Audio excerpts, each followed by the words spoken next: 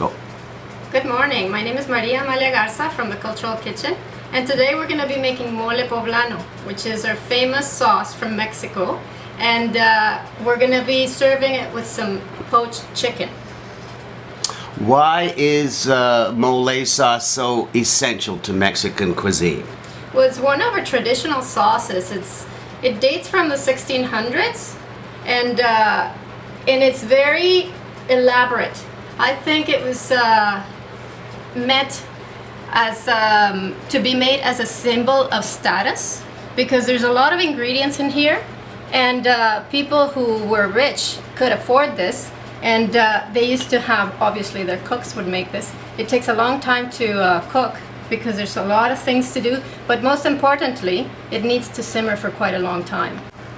Okay, Maria, people typically think of mole as a chocolate sauce, but it's not really. No. Mole is definitely not a chocolate sauce. There is chocolate to finish it, to give it a roundness at the end, but the real star of the mole are the chiles. I mean, we get a lot, like we're using mulatto chile in here, but we're using quite a bit of them. And mulatto chile, one of the characteristics of the chile is that it tastes like chocolate. So, because it's such an important ingredient in there, it does give it a flavor like that, and then we finish it with a bit of chocolate, but it should not taste like chocolate. And what would we use the sauce on? We're going to use it on poached chicken or turkey. I wouldn't use it in salmon or anything like that because the sauce is very assertive. It's a very strong flavor. So you need something fairly bland, like the chicken or turkey. What's the difference between your homemade mole and the stuff I can buy in a jar from specialty shop? Well, the big difference is that you know what went into it, and you've made it yourself, and you've simmered it for a long time. So you know you count all these ingredients. The ones that you buy may not have all these ingredients. They may have a lot of sugar, a lot of sodium in there, and of course preservatives. So when you make this yourself, you know what you're putting into it, and you know it's all healthy for you. Okay, we have mulatto chiles and Now, ancho we can chiles. get those anywhere or where? Yeah, they're more available now. The Latin stores would carry them. Even the Mid-East Center carries them. So you can also mail order them. Oh, and also some of the dried chilies, the poblano, for example, I've seen at Loblaws.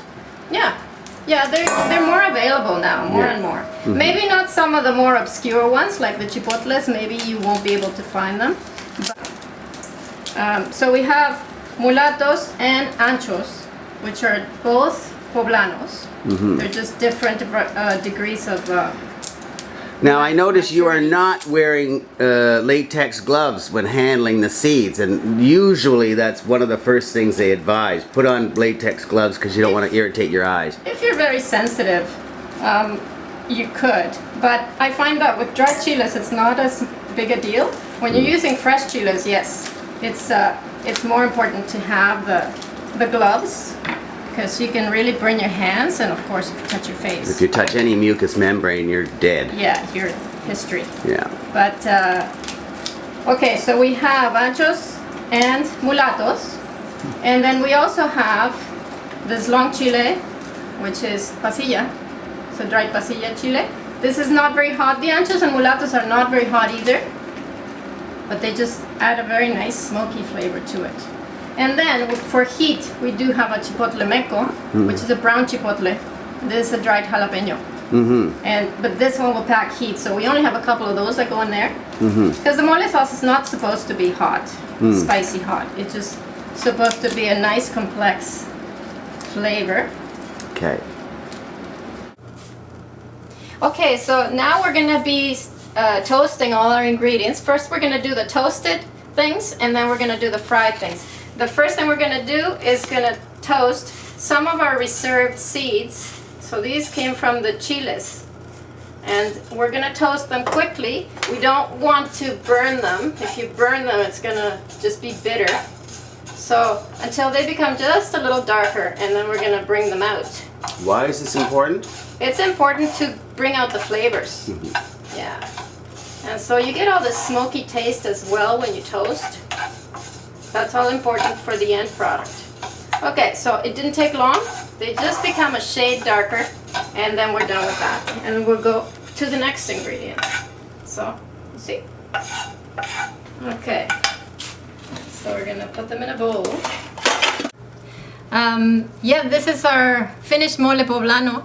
It's served over poached chicken. These are 2 small chicken leg quarters. So Ron thinks it's a big portion, but it's not so big. It's got bones in there, so remember that. So we normally serve it with corn tortillas for sure. Another traditional side would be a side of rice. And that's all you need. Any side dishes? I mean, a side of rice, of course, salad? No, not normally. Okay. Normally we'd have beans at the table. Yes. Some rice and the mole. Well, thank you very much. This was a lot of fun. We thank you for inviting us into your kitchen. Thank you, Ron. It was great to have you. Thank you.